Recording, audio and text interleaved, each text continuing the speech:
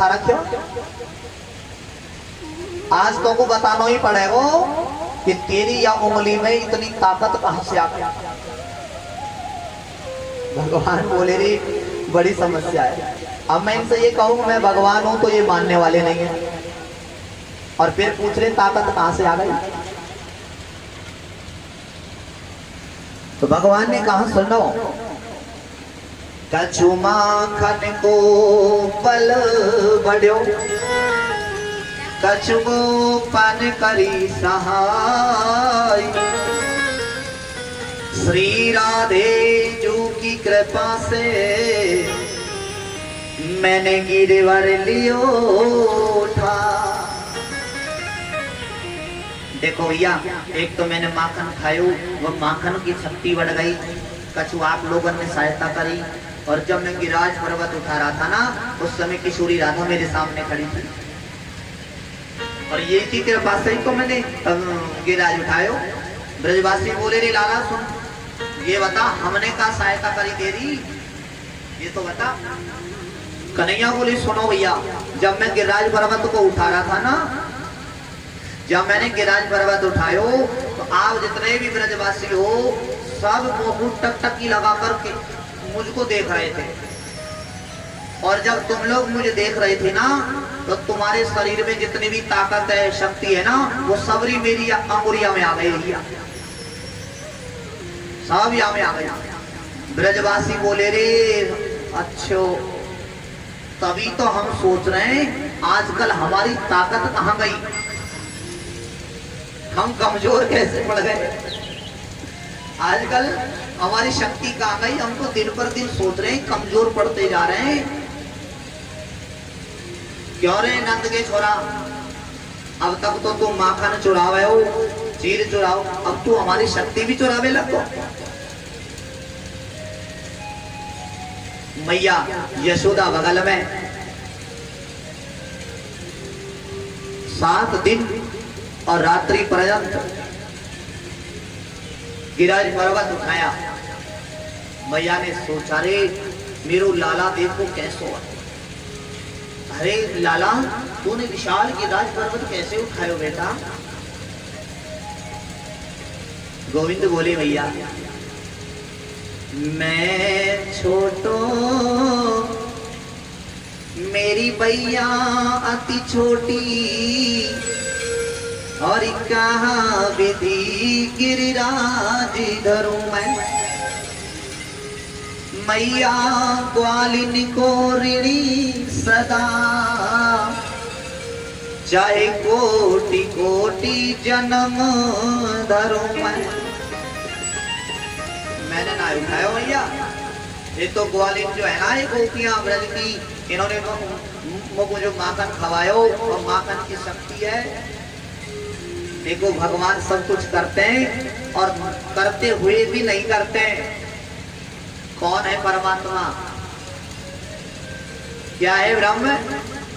बिन पग चल है सुनही बिनु काना, करो बिनु करम करही विधि नाना। सब कुछ करते हुए भी नहीं करता है ईश्वर। 7 दिन रात गोवर्धन पर्वत उठाया, लेकिन पानी कहाँ गया। इंद्र ने कहा सैनिकों से जाओ, जाकर देखो ब्रज में, ऐसा लगता है पूरा ब्रज मंडल बह गया होगा। मेरे सज्जनों, सैनिकों ने आकर जब नीचे देखा ना, तो वहां तो धूल उड़ रही है। तो पानी कहाँ गया महाराज। जब गिरिराज पर्वत उठाया, एक कोने में सुदर्शन चक्र घूम रहा है ऊपर की ओर, और दूसरे कोने में अगस्त्य मुनि बैठे हुए हैं, सारे पानी को पी रहे हैं। परीक्षित ने पूछा गुरुदेव ये बात तो समझ में नहीं आई, ये अगस्त्य मुनि तो त्रेता युग में हुए थे महाराज, द्वापर में कहां से आ गए। सुखदेव स्वामी कहते हैं राजन परीक्षित, भगवान राम का जब राज तिलक हो गया, राजगद्दी मिल गई, तो माता जानकी जो है सीता जी ब्राह्मणों के प्रति बहुत आदर भाव रखती है। ब्राह्मणों को भोजन करवाती, अपने हाथ से बनाती, अपने हाथ से भोजन परोसती थी। एक दिन सीता जी ने राम जी से कहा कि देखो तो मैं तो बड़े प्रेम से भोजन बनाती हूँ और कोई ऐसा ब्राह्मण आता ही नहीं है, ढंग से भोजन कोई करता ही नहीं है। मेरी तो इच्छा है बहुत भोजन करवाऊं, बहुत सा हो, लेकिन क्या करते हैं, थोड़ा सा भोजन पा करके उठ जाते हैं। राम जी बोले देखो देवी ऐसा कभी मत सोचो, कभी कोई ऐसा ब्राह्मण आएगा कि तुम बनाते बनाते थक जाओगी। अभी तुमने असली ब्राह्मण नहीं देखे, चलो ठीक है किसी अच्छे ब्राह्मण को बुलाता हूं। राम जी ने ध्यान लगा करके और अगस्त मुनि की समाधि में पहुंच गए।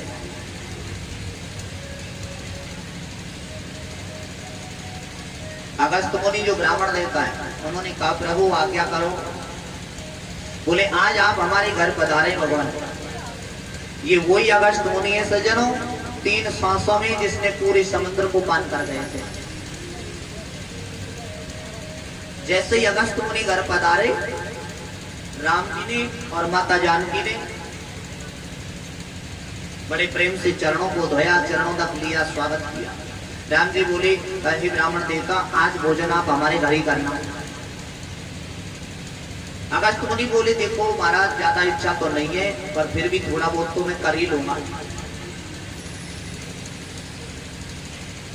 माता जानकी ने देखा और देख करके मन में सोच रही है दुबला पतला सा ब्राह्मण है, कितना खाएगा। सुनिए महाराज, मेरी इच्छा होती है कि अपने हाथ से बनाऊंगी और अपने हाथ से बना करके ही परोसूंगी आपको।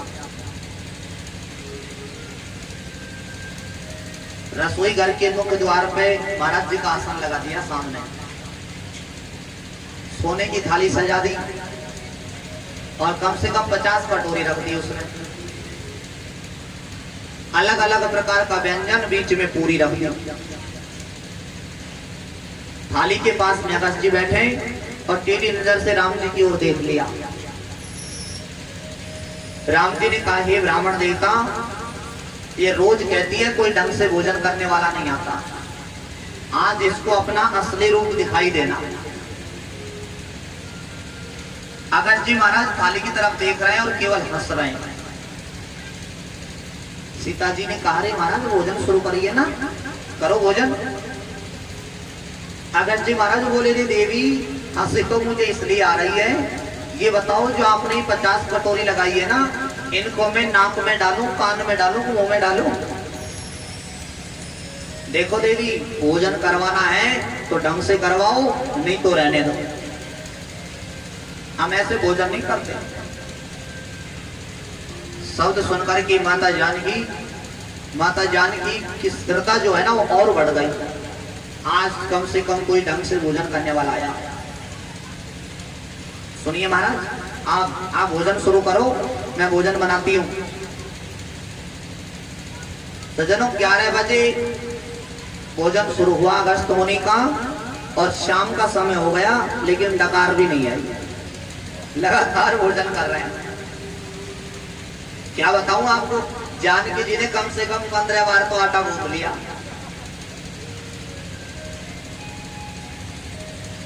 जब शाम का समय हो गया तो जानकी जी अगस्त मुनि के पास में आई, आकर के बोली और चाहिए क्या महाराज?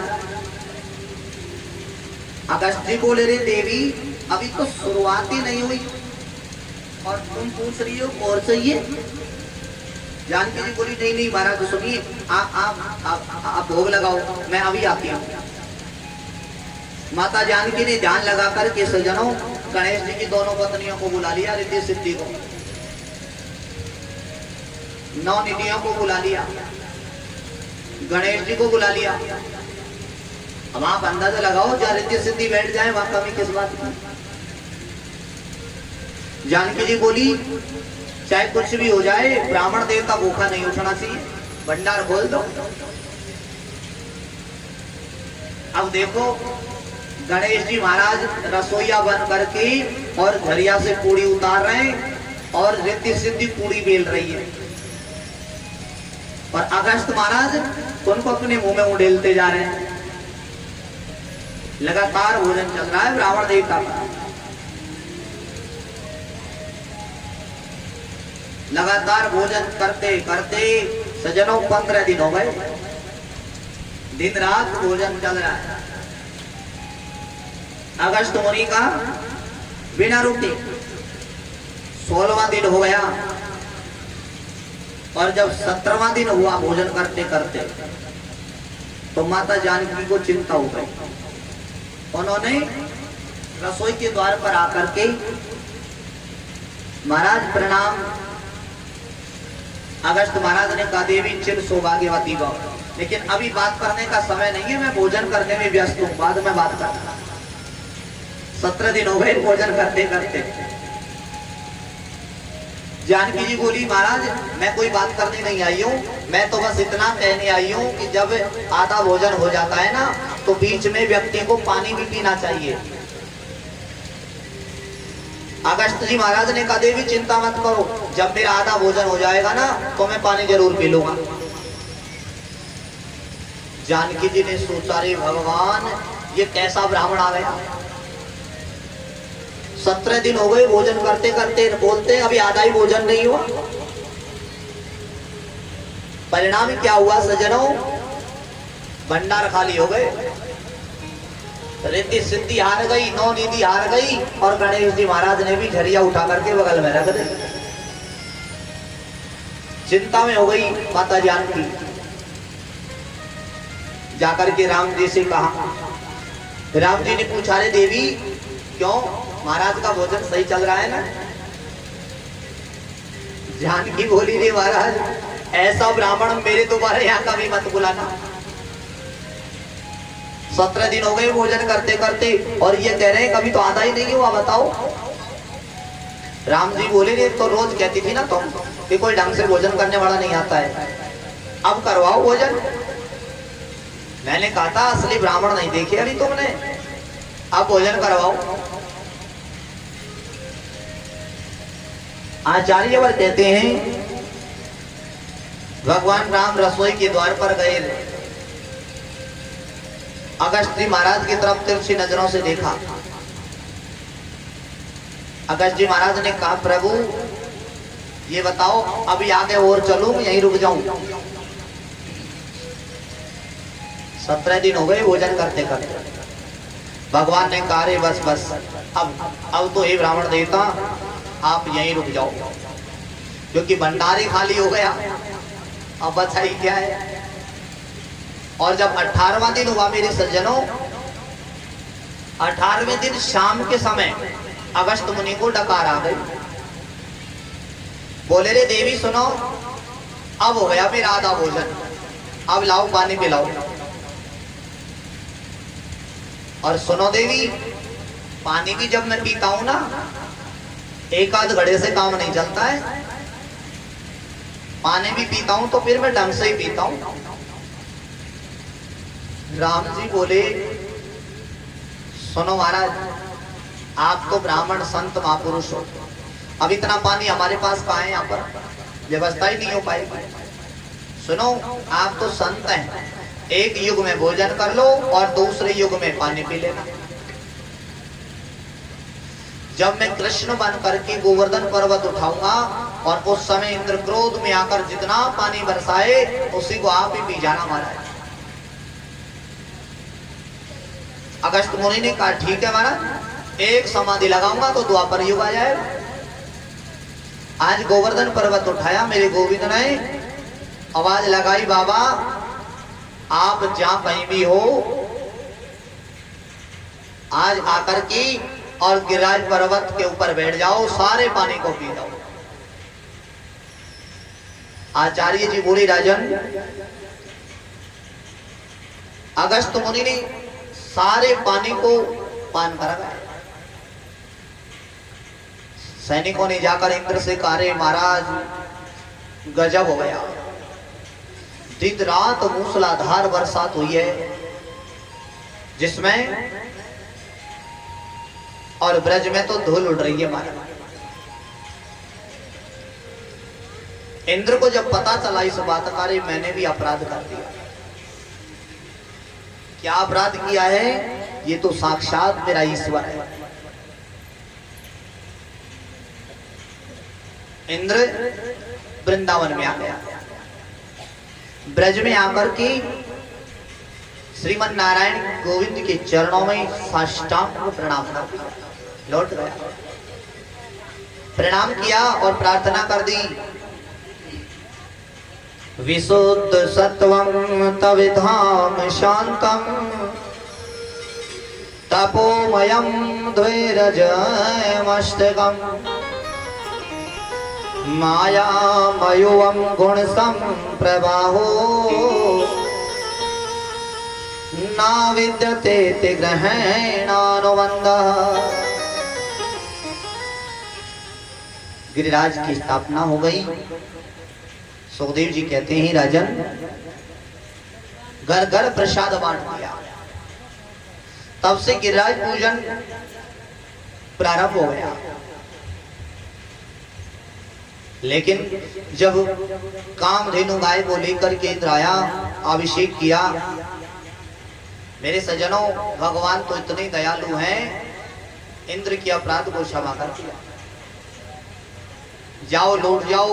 इंद्र महाराज, तुमने मेरे भक्तों को कष्ट दिया है और मेरे भक्तों को कष्ट देने वाले को मैं छोड़ता नहीं, लेकिन तुमने प्रायश्चित कर लिया, इसलिए तुम लौट जाओ। मेरे सज्जनों, इंद्र स्वर्ग से जब ब्रज में आया ना, तो ब्रज में आकर के इंद्र की भावनाएं बदल गई, मन के विचार बदल गए इंद्र के, और कहा रे प्रभु अब मैं लौट कर नहीं जाऊंगा।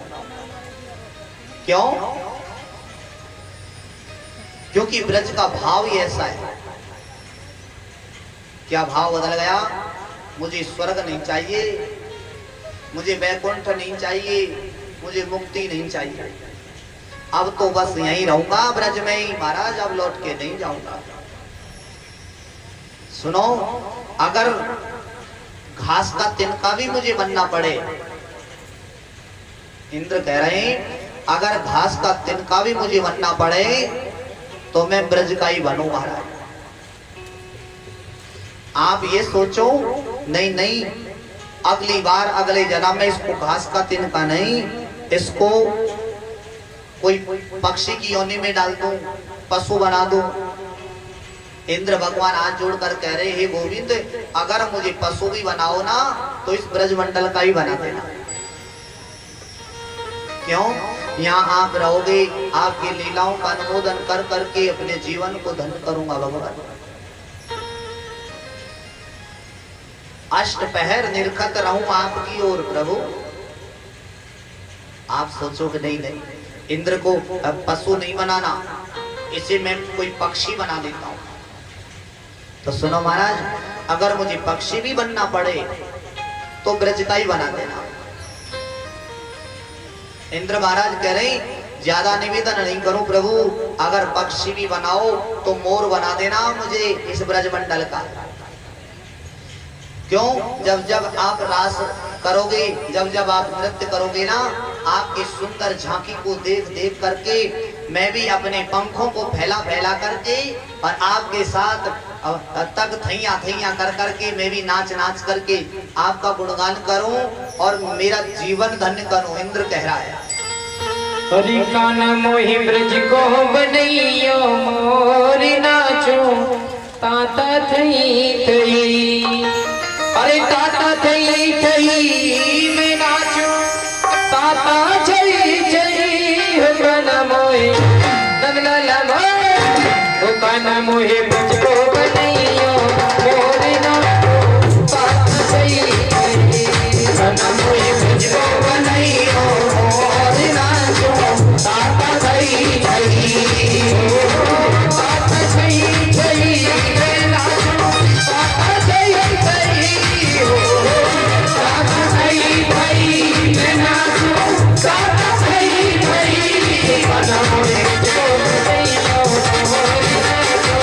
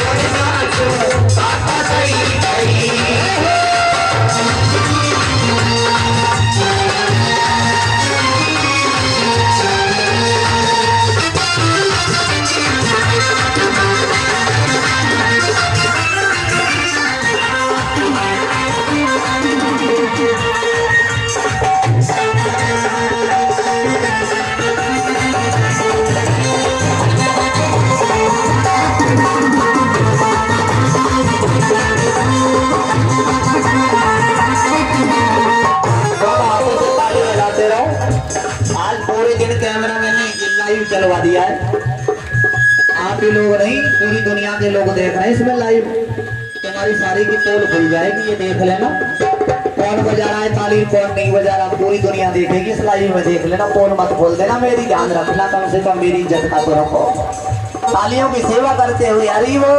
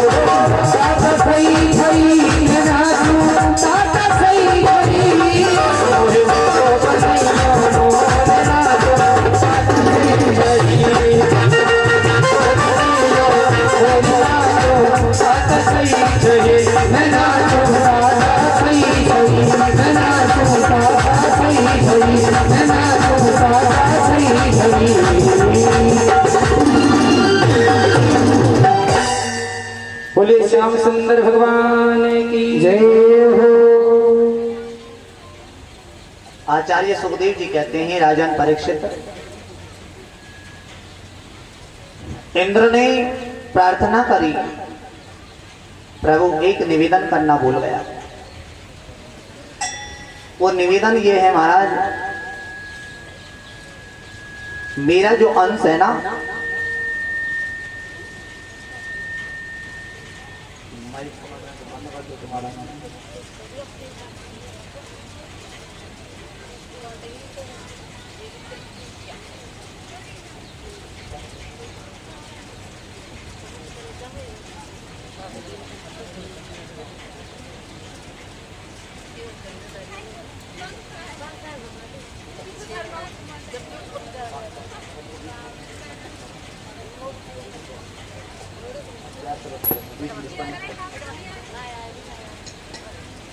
बोलिए भौमिया जी महाराज की जय हो।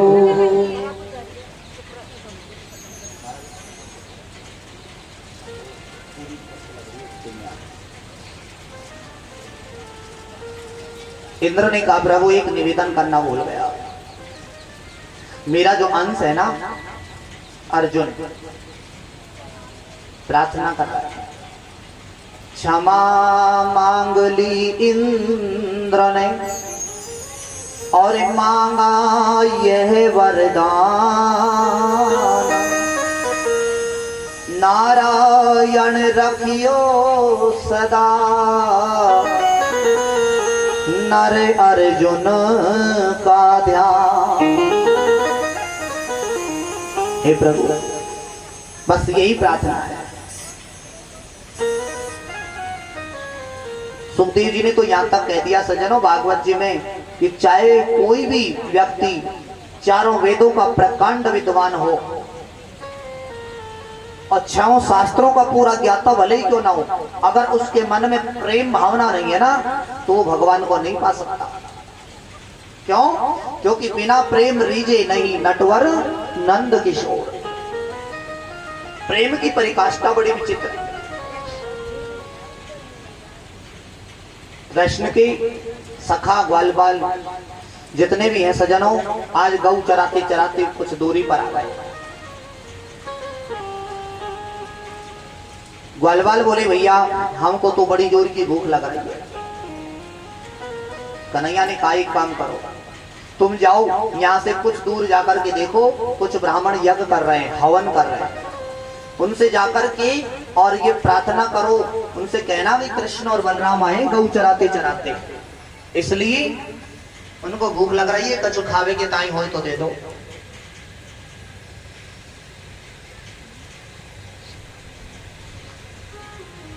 यज्ञ और हवन का एक नियम होता है, जब हवन यज्ञ पे बैठता है ना तो बीच में उठता नहीं कोई भी व्यक्ति। ब्रजवासियों ने जाकर के प्रणाम किया उन ब्राह्मणों को। हे भूमि देव शृणुतः कृष्णस्यादेशकारिणा प्राप्ताञ्जानीत भद्रं वो गोपानिनो राम चोदितानः। हे भैया ब्राह्मण देवताओं आपको प्रणाम है, हम कृष्ण और बलराम के सखा हैं भैया। आज गौ चराते चराते कुछ दूर आ गए और सुनो इनको बड़ी जोर की भूख लग रही है, तुम्हारे डिंग कछ होए ना खावे के काजे वो दे दो जल्दी से, भूख लग रही है, बड़ी जोर की भूख है। ये जो पंडित जी हवन कर रहे थे ना सज्जनों बैठ करके, बड़ा अभिमान था इन्हें। कहां से आ गए ये ग्वालिया कहीं पे। और एक बात कह दो मेरे सज्जनों, ये अभिमान है ना यही काम बिगाड़ देता है। कोई नीचा होना तो चाहता ही नहीं है अभिमान के कारण। क्यों? क्योंकि मैं नीचा क्यों हो जाऊं, कोई छोटे बाप का बनने को तैयार ही नहीं है अबे। क्योंकि अभिमान जो है ना वो हमारे भीतर ऐसा प्रवेश कर गया, इसने जड़ जमा ली अभिमान। और जहां अभिमान आ जाता है सज्जनों वहां संगठित समाज नहीं रहता, उसमें छिन्न भिन्नता आ जाती है। और अभिमान जब आ गया, पंडितों को भी अभिमान है इस बात का। जो यज्ञ कर रहे थे उनके मन में अभिमान है, कहां से आ गई ग्वालिया कहीं के, पढ़े लिखे नहीं हो क्या, ग्वालिया कहीं के, गंवार कहीं के। आप अंदाजा लगाओ मेरे भाई बहन, जिन परमात्मा जो परमात्मा के साथ में ब्रह्म के साथ दिन रात रहते हैं, आज उनको ये ब्राह्मण देवता गंवार समझ रहे हैं। जाओ यहां से, फटकार लगा दी उनको सबको। लौटकर जब गई ना ग्वालवाल, कन्हैया ने काले कछु लाए होगा खावे के ताई। ग्वालवाल बोले रे लाला कन्हैया रहने दे बस, हमको ऐसी जगह भेज दियो तूने भैया जो हमारी लेना देना तो गया कुआ बाढ़ में, उन ब्राह्मणन ने हमारी राम राम भी नाय ली भैया। कन्हैया बोले रे तुम बड़े भोले हो, तुम सुनो अब की बार जाओ और ब्राह्मण पत्नी जो है ना उन माताओं के पास जाओ, यज्ञ पत्नियों के पास में जाओ और उनसे कहना कृष्ण बलराम आए हैं, आज कुछ दूर आ गए, इनको भूख लग रही है, कछु खावे के ताई हो तो दो। एक बात और कहूं आपसे, ये ईंट पत्थर से मकान बनाए जा सकते हैं सज्जनों, घर नहीं बनाए जा सकते। मनुस्मृति में मनु जी महाराज ने कहा है, न ग्रहम ग्रह मित्याऊ ग्रहिणी गृह मुच्यते। वास्तव में नारी को ही घर कहा गया है। अगर स्त्री चाहे अपने घर को स्वर्ग बना दे, स्त्री चाहे अपने घर को वैकुंठ बना दे, और अगर नारी चाहे ना अपने घर को नरक का अड्डा भी बना सकती है। कन्हैया के सखाओं ने कहा तो भैया तूने पहले ही क्यों ना बताई हमको, उन ब्राह्मणों के पास, उन अभिमानियों के पास गाय को भेज दिया तूने, पहले ही बता देता तो हमको। बोले अब की बार जाओ।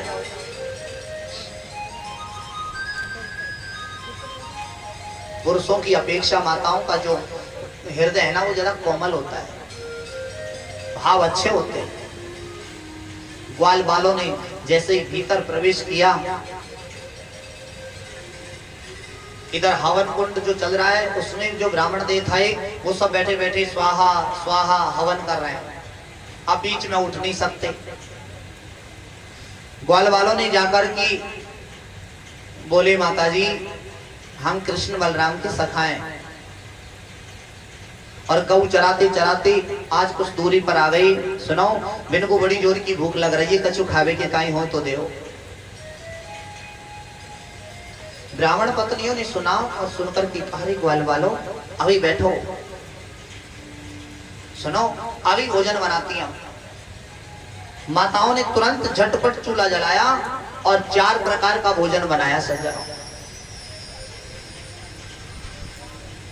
चूसने योग्य, पीने योग्य, मीठा नमकीन, चारों प्रकार थाली सजाई और बोली रे देखो लालाओ ब्रजवासियों, अगर तुमको बुरो नहीं लगे तो हम चले तुम्हारे साथ, हमारे हाथ से भोजन करवाया मैं। ब्रजवासी बोले रही माता ये तो बहुत अच्छी बात है, चलो। थाली हाथ में लेकर के जैसे सजाकर चल रही थी यज्ञ पत्नियां, और उधर जो पंडित जी हवन कर रहे थे ना, मालूम है इशारे में पूछ रहे,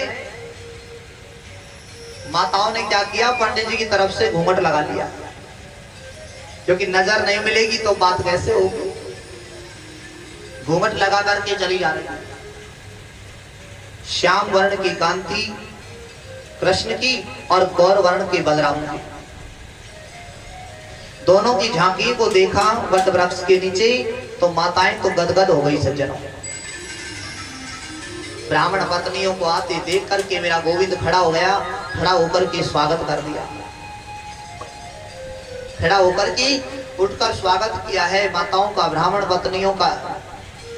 स्वागतम वो महाभागा आश्यताम करवाम किम यन्नोदिदृक्षया प्राप्ता उपपन्नमिदं तवः।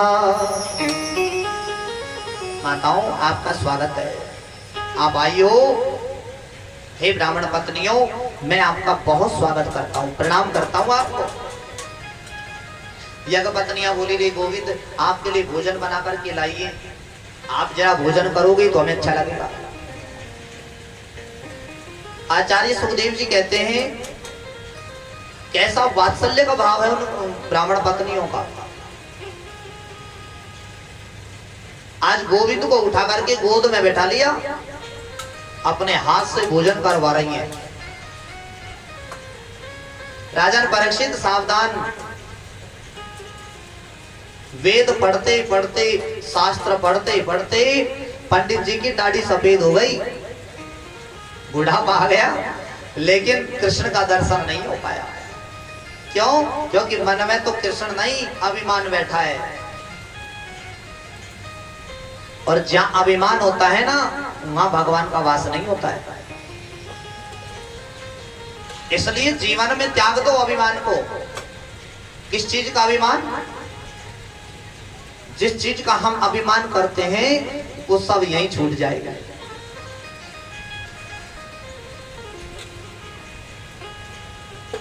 आज सुखदेव जी ने कहा राजन धन्य हो गई वो ब्राह्मण पत्नियां जिन्होंने साक्षात ब्रह्म को अपनी गोद में बैठाया।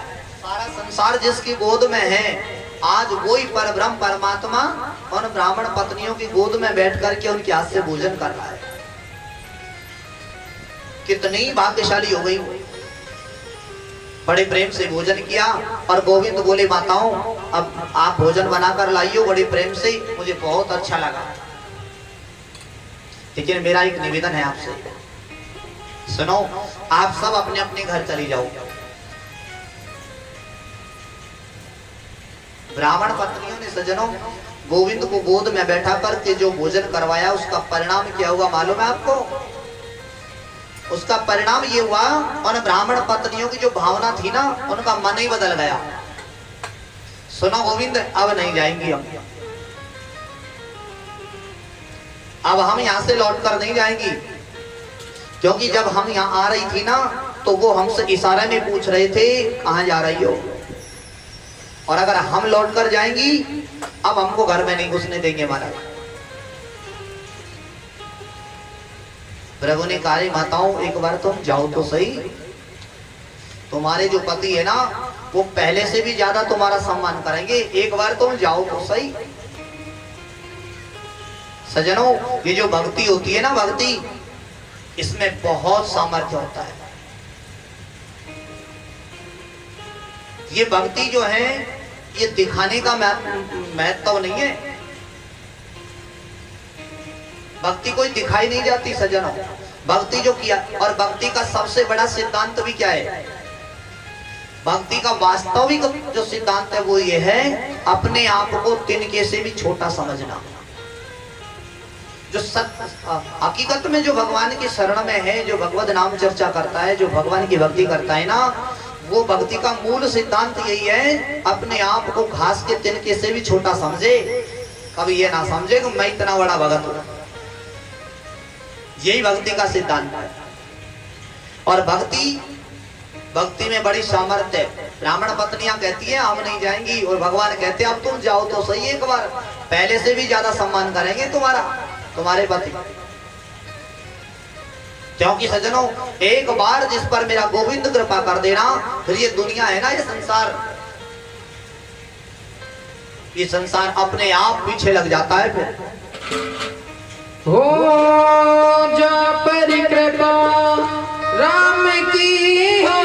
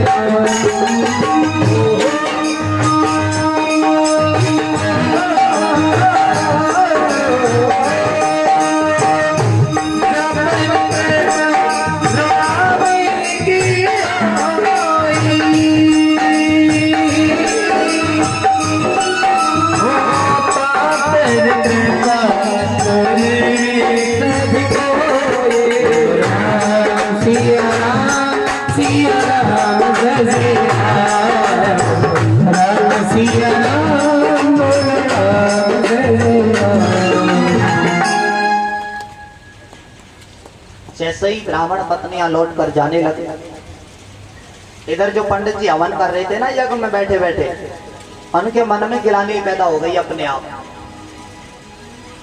क्या गिलानी हो गई? दिग जन्म न स्त्री व्रत विद्या दिग्य बहुज्ञता दिक कुलम दिक क्रियादाक्षम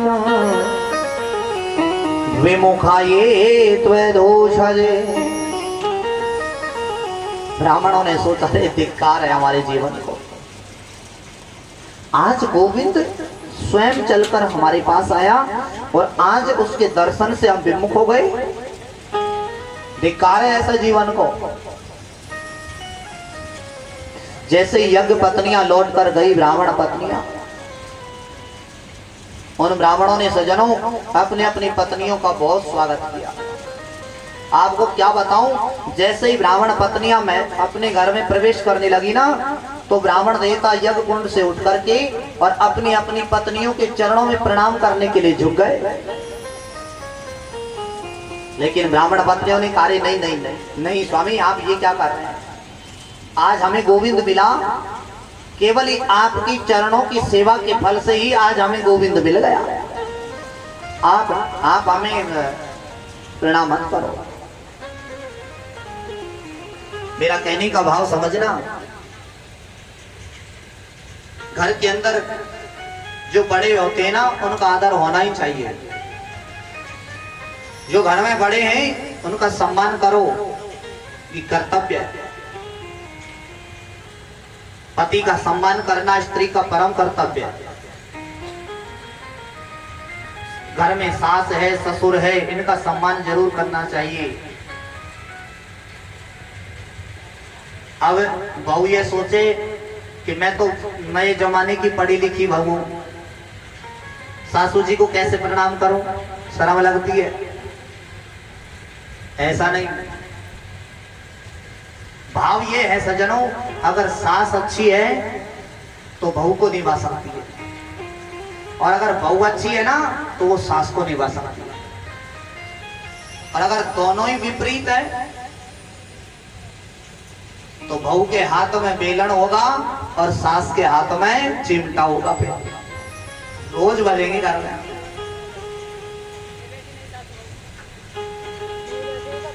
विवाह करते हैं बेटी का, उस समय कन्यादान क्या बोलते हैं लोग। आजकल हमारे समाज में एक बहुत बड़ी एक विकृति पैदा हो गई, दहेज प्रथा। बहुत बड़ी विकृति पैदा हो गई।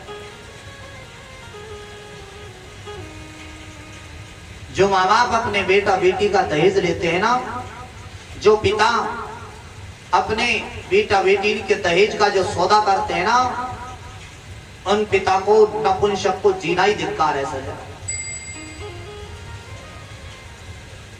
विवाह जब होता है उस समय जो पिता होता है ना वो कन्यादान करता है। ये दहेज मांगना सजनों सबसे बुरी बीमारी है हमारे समाज में आजकल।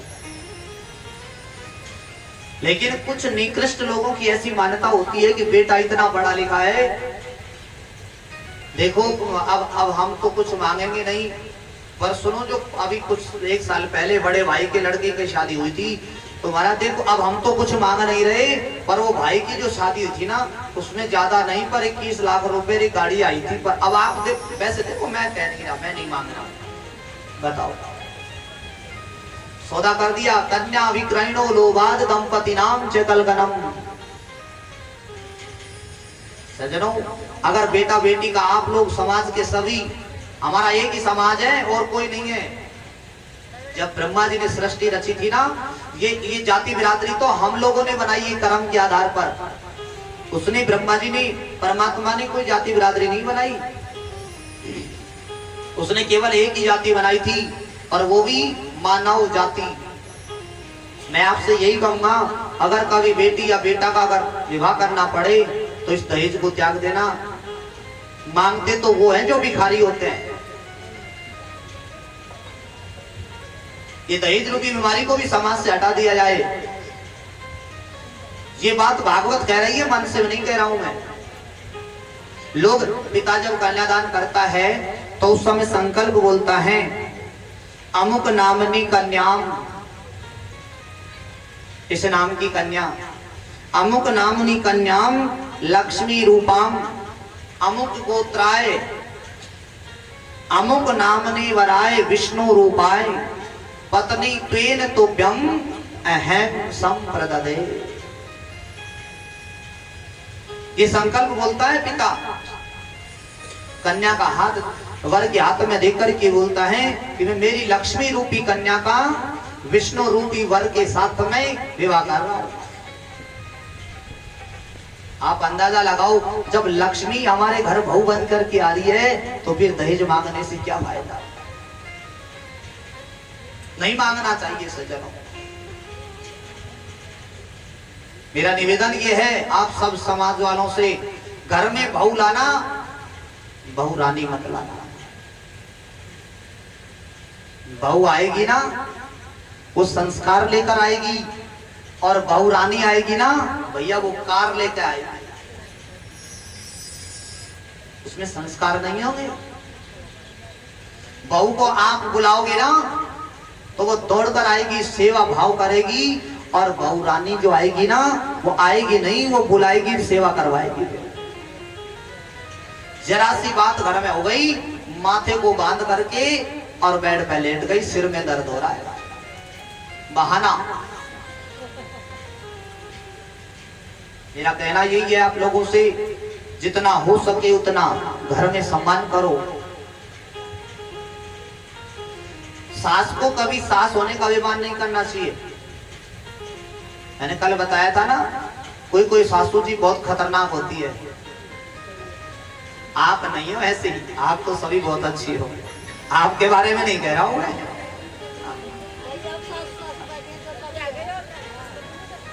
इसलिए सास को कभी ये सोचो कम से कम कि जिस तरह मेरे घर की बेटी बहू बनकर के दूसरे घर में गई है, उसी तरह से पराये घर की बेटी बहू बनकर मेरे घर में आई है। बहू को बहू का दर्जा मत देना, कभी बेटी का दर्जा दे करके रखो। मान लो कोई घर में काम नहीं आता हो, आजकल बहू जो होती है ना, वैसे संस्कार देखो बेटियों को जरूर सिखाना चाहिए। छोटी अवस्था में ही घर का कार्य करना सिखाओ उनको। कई कई जगह मैंने देखा है बड़े बड़े घरानों में, एक समय बहू ने सास ने कहा, रे बहू बेटा आज जरा थोड़ी सी खीर बना लेना। आपको क्या बताऊं, खीर बनाना नहीं आता उसको।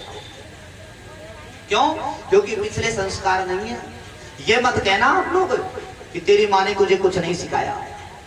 नहीं, अरे उस माँ ने नहीं सिखाया तो आप भी तो माँ हो, आप सिखाओ। ये ढिंडोरा मत पीटो गांव में कि मेरी बहू ऐसी आ गई, इतनी पढ़ी लिखी है, इतना सब कुछ, लेकिन अब उसको ये नहीं आता, उसको ये करना नहीं आता। नहीं नहीं, घर की बातों को सजनों घर में दबा कर रखो। घर से बाहर अगर बातें चली जाती है ना तो घर बिगड़ जाता है। ये संसार का नियम है। मैं मेरे दुख से दुखी नहीं हूं, आप लोगों के सुख को देखकर दुखी हूं। ये भ्रांति हो गई आजकल हमारे समाज में। घर में बहू आ जाए, पढ़ी लिखी आजकल होती हैं बेटियां, लाडली होती हैं बेटियां, और मैं तो चाहता हूं लाडली होना ही चाहिए बेटी को। लेकिन माँ बाप होने के नाते, अपनी मान्यता बता रहा हूं मैं, माँ बाप होने के नाते अपने बेटा बेटी को पढ़ाओ लिखाओ, खूब लाड करो, खूब लायक बनाओ। पर ध्यान रखना, इतना लायक भी मत बना देना कि कल को वही बेटा बेटी आपको नालायक समझने लग जाए। संस्कार जरूर देना उन्हें। घर में बहू आ जाती है, आजकल बेटियां ज्यादा पढ़ी लिखी, घर में काम करना काम आता है। बहू आ गई, अब सासू जी ने सुबह उठ करके कह दिया, अरे बहू एक काम करो, एक बिलौना रख दिया, उसमें दही डाल दिया, रई लगा दी, और कहती सुनो बेटा उठ करके इसमें घमड़ के लगाओ। भाई घर में काम करना तो आता ही नहीं है, सिखा रही है। आप भी सिखाना, बात कम करो, ध्यान मेरी तरफ रखो। हाँ, काम की बात आ गई ना, इसलिए बात ध्यान भटका रही है। पंडित जी पोल न खोल दे हमारी। अब घमड़ के लगना शुरू हुआ। सासू जी कह रही है, बेटा मैं झाड़ू लगा के आती हूँ, इसमें अगर मक्खन का गोला जब आ जाए ना ऊपर तो मुझे आवाज दे देना। अब तो जैसे ही घमड़ के लगना शुरू हुआ, रई जब घूमने लगी उसमें मक्खन आ गया ऊपर। बहू ने आवाज लगाई, रे माता जी मक्खन निकल आया। सासू जी ने झाड़ू पटक दी, वहीं बाहर भीतर निकल के गई और मुंह पे हाथ रख करके बोली, बेटा धीरे बोल, धीरे। क्यों? तेरे ससुर को नाम है मक्खन लाल, धीरे बोल, धीरे। अरे माता जी मुझे क्या पता।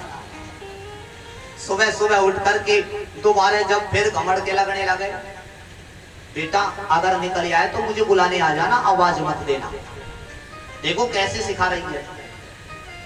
और जब दूसरे दिन जब घमड़ के लगना शुरू हुआ और उसमें वही मक्खन का लौंदा ऊपर आ गया। अब बहू ने क्या किया सजनों, जो रई और बिलोना थे उसकी तरफ से पीठ करके और घूंघट लगा के बैठ गई। सासू जी ने सोचा, रे काफी देर हो गई, आज बहू ने आवाज भी नहीं दी, बुलाने भी नहीं आई। जाकर के देखा तो बहू घूंघट लगा के बैठी है पीठ देकर। बोली, अरे बेटा क्या हो गया, क्यों नहीं बोल रही? बोले, माता जी बोलू कैसे, पीछे बिलोड़ा में तो ससुर जी बैठे हैं, अब कैसे बोलूं? सास कहती है, अरे बेटा तू भी कितनी बोली है, ये तेरे ससुर जी नहीं है, मैंने ये कहा कि तेरे ससुर का नाम है मक्खन लाल। कहने का भाव समझना। सास और बहू को, सास को सास बनकर नहीं, मां बनकर घर में रहना चाहिए। अभिमान को त्याग दो और एक दूसरे को संयुक्त रूप से। इसलिए घर में बड़ों का आदर बहुत जरूरी है। आचार्य वर कहते हैं, राजन और ब्राह्मण पत्नियों का बहुत सम्मान किया।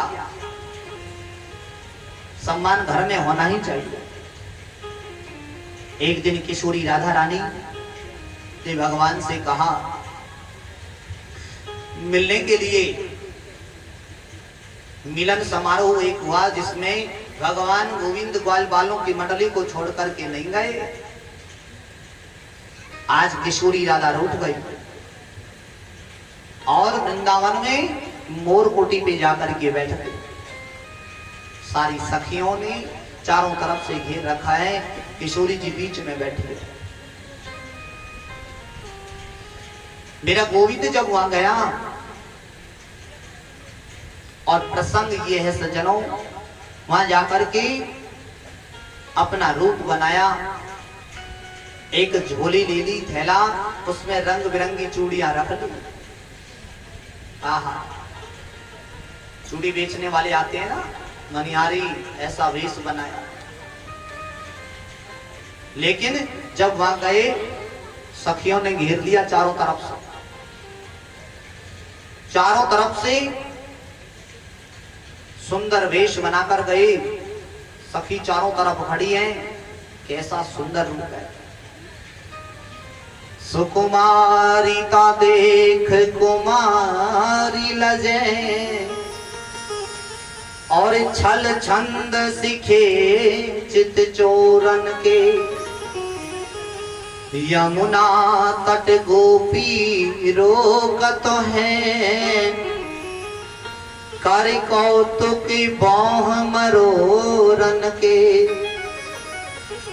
माँ कर रही है, मरो रही है, रुको रुको, कौन हो, कहां जा रही हो, कितना सुंदर रूप है, श्रृंगार कितना अच्छा। लेकिन केवल नयन दिखाई दे, सुंदर हंसी। अरि चंचलो नैना बरे हासी, बहु बात करे रस गोरन के। जो कहीं नंद लाला तुम हो ते लली, तो गले कट जाते करोरन के। आप तो इतने सुंदर हो, ये तो शुक्र है कि तो नंद के लाला हो, लाली नहीं हो। इतने सुंदर हो कि आपके ऊपर रोज करोड़ों के गले कट जाते हैं।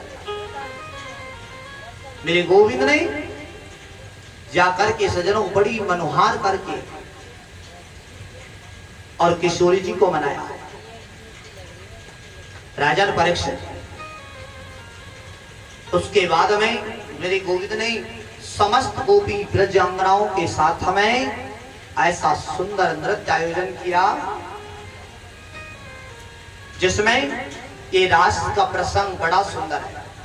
रास पंचाध्यायी सज्जनों, भागवत जी का एक मुख्य स्तंभ है ये रास, पूरी भागवत जी का स्तंभ है।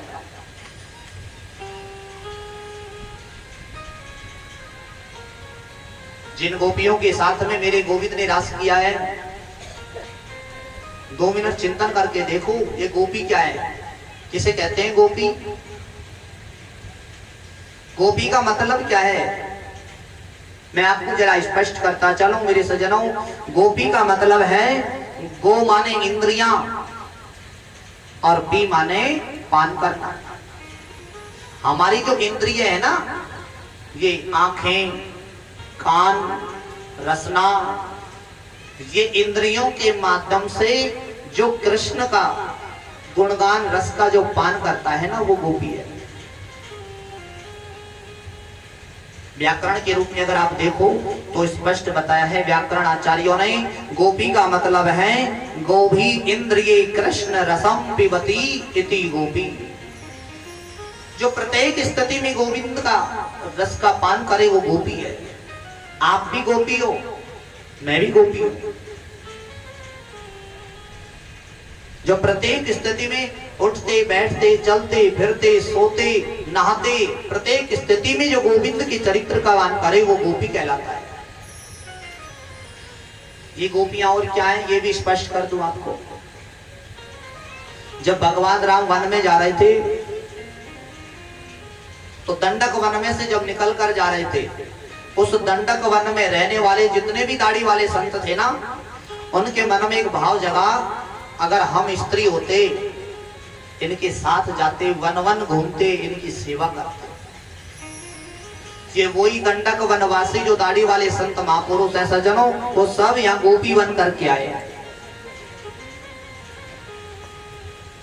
इतना ही नहीं, राजा बलि के यहाँ जब भगवान ने वामन का रूप धारण किया, और उस वामन रूप में जब भगवान वामन बलि के घर गए, यहाँ जितने भी दैत्य कन्याएं थी, सबने वामन भगवान को देखा, उनके मन में गोपी भाव जग गया। जितने भी दैत्य कन्याएं हैं वो सब यहाँ गोपी बनकर आई। और इतना ही नहीं, जब समुद्र मंथन हुआ तो भगवान ने कश्यप रूप धारण किया था,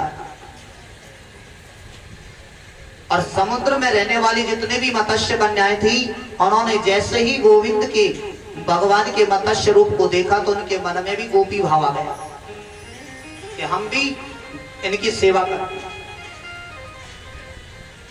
और इतना ही नहीं सज्जनों, हमारे 4 वेद हैं, ऋग्वेद, यजुर्वेद, सामवेद और अथर्ववेद।